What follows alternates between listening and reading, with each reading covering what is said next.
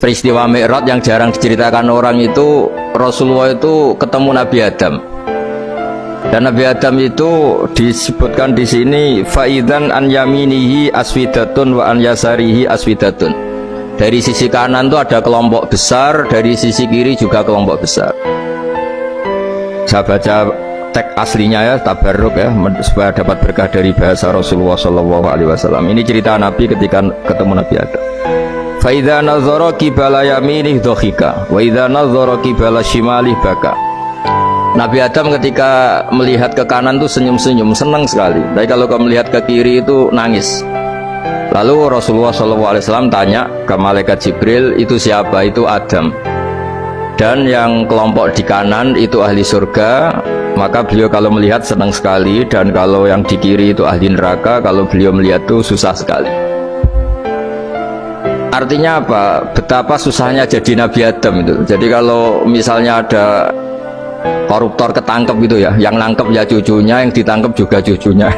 Kalau kita punya anak 10 itu, terus yang satu misalnya nyuri milik temannya, milik saudaranya itu, sing naboi ya anaknya, yang ditaboi juga anaknya. Kayak apa tersiksanya seorang Nabi Adam? Karena nggak punya pilihan, pasti dari sekian kasus dolim dan mazlum, yang mendolimi maupun yang didolimi itu pasti anak cucunya.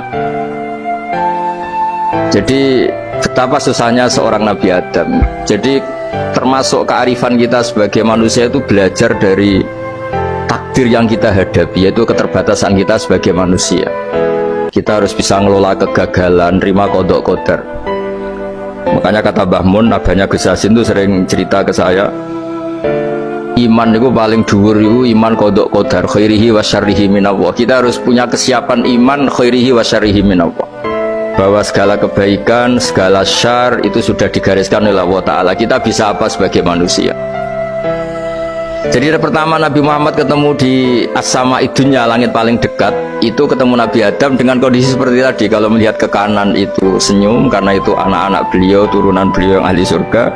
Kalau melihat ke kiri itu nangis, karena itu cucu beliau yang ditakdir tidak jadi orang baik.